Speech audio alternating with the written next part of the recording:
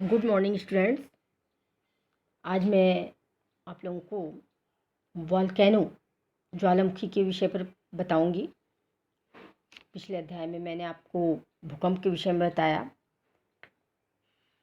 Volcano है क्या?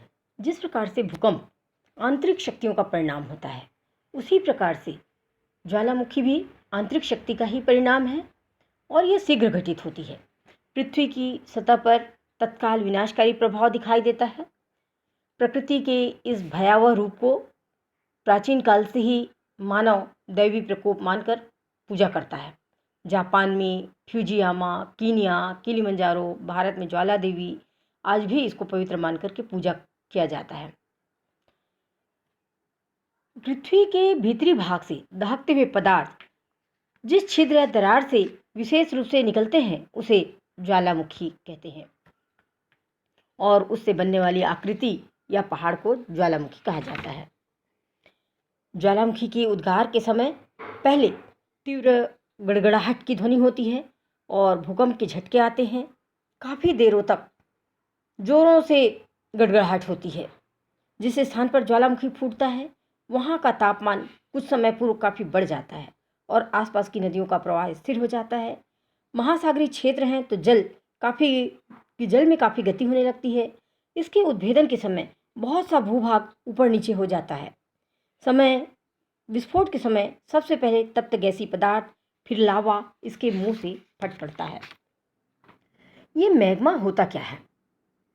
Magma लावा plus गैसें प्लस जलवाष्प का मिश्रित रूप है।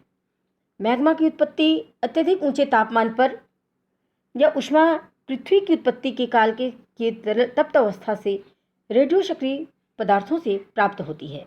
पृथ्वी की गहराइयों में स्थायी मैग्मा भंडार पाया जाता है और इसकी स्थिति लगभग 50 किलोमीटर नीचे मानी जाती है। अब आती है बात ज्वालामुखी उद्गार के कारण क्या है। तो ज्वालामुखी उद्गार या ज्वालामुखी की क्रिया ये सब भूगर्भ से संबंधित होती है। जब यह सक्रिय होती है तो भूमि के नीचे सतह पर उथल पुथल मच जाती है, जिनके कारण से यहाँ गैसें व जल वाष्प एकत्रित होकर के भारी मात्रा में धरातल के अंदर से दबाव उत्पन्न करते हैं। यहाँ से दरारों या कमजोर मार्ग से होकर पदार्थ पृथ्वी की ओर आने लगती है। तो ज्वालामुखी उद्गार के कारण क्या है?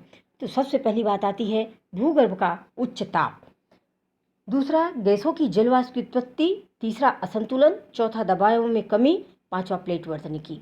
तो भूगर्भ का उच्च ताप, पृथ्वी के आंतरिक भाग में बहुत अधिक उच्च ताप पाया जाता है।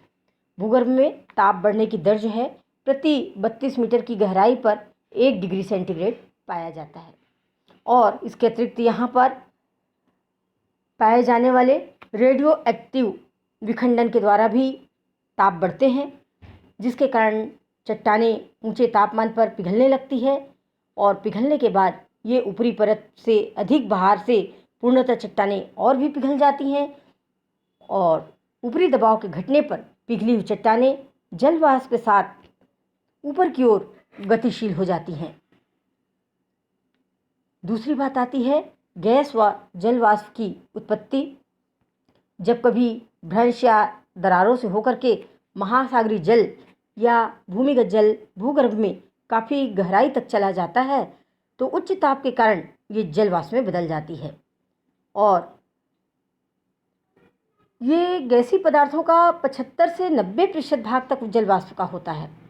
जल वाष्प दबाव के प्रभाव से 135 डिग्री सेंटीग्रेड तक गर्म होकर के बहुत ही विस्फोटक स्थिति ला देती है और ये मैग्मा के साथ बड़ी ही तेजी से बाहर की ओर निकलने लगते हैं। तीसरी बात है असंतुलन। असंतुलन मुख्य कारण वैसे कहा जाए ज्वालामुखी का तो वो असंतुलन ही है।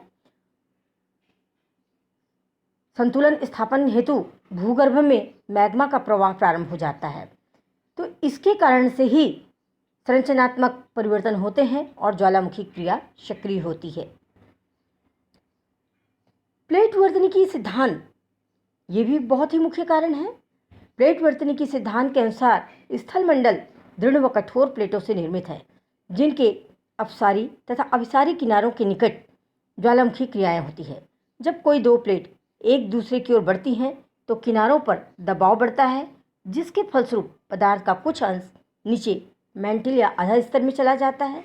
जब वो पिघलने लगता है और मैग्मा का रूप लेकर के बाहर निकलने की राह पाकर के पृथ्वी पर आ जाता है। तो इस प्रकार ज्वालामुखी बाहर की ओर आते हैं। अब हम देखते हैं कि कुछ क्लासिफिकेशन ऑफ वॉल्केनोस या ज्वालामुखी का वर्गीकरण या ज्वालामुखी के प्रकार कहा जाए तो इसको दो प्रकार से विभाजित किया गया है। एक को कहते हैं क्रियाशीलता के आधार पर और दूसरा केंद्रीय उद्गार के कारण। लेकिन हम यहाँ पर देखेंगे क्रियाशीलता के आधार पर ये तीन प्रकार के होते हैं। एक्टिव वॉल्केनो मतलब जागृत ज्वालामुखी, यानी जिन ज्वालामुखियों से सदैव लावा एवं अन्य पदार्थ का उद्गार होता रहता है उन्हें जागृत ज्वालामुखी कहते हैं। जैसे हवाई द्वीप का मोना लाओ और मोनाकी और भूमध्य सागर का स्ट्रोम्बोली ऐसे ही ज्वालामुखी हैं। दूसरा होता है डोरमेंट वॉल्केनो। डोरमेंट वॉल्केनो ये ज्वालामुखी जिसका उद्गार दीर्घकाल तक नहीं होता है, इसे सुषुप्त ज्वालामुखी भी कहते हैं। लेकिन ऐसा ज्वालामुखी लंबी अवधि तक शांत रहने के बाद अचानक सक्रिय हो जाता है, जिससे जनधन की अपार हानि होती है। दीर्घकाल तक शांत रहने के कारण इसमें आसपास में बस्तियां भी बस जाती हैं, तो इसे कहते हैं शांत ज्वालामुखी या डोरमेंट सुषुप्त ज्वालामुखी भी कहा जाता है। इसके बाद अतः है शांति अमृत ज्वालामुखी। तो जिस ज्वालामुखी का उद्गार हजारों वर्षों के बाद भी पुनः उद्गार की कोई प्रमाण नहीं मिलते एवं उसके क्रैटर पर जड़ जगत मिलता है, तो इसको शांत ज्वालामुखी कहते हैं। इसके एग्जाम्पल हैं शांत ज्वालामुखी के किलिमंजारो, कीनिया, कैमरून, ये ऐसे ही ज्वालामुखी हैं जो सदा के लिए शांत हो गए हैं। तो इस प्रकार से बच्चों आप लोगों ने देखा ये ज्वालामुखी क्या है, ज्वालामुखी के कारण क्या है, ज्वालामुखी के प्रकार क्या हैं, और आगे का हम कल अध्ययन करेंगे कि उद्गार के कारण कौन कौन से हैं, इसको हम देखेंगे। उद्गार से कौन कौन से रूप बनते हैं, ज्वालामुखी क्रिया से बनने वाली भू आकृतियाँ क्या है, इसका अध्ययन हम कल करेंगे। ठीक है बच्चों, धन्यवाद।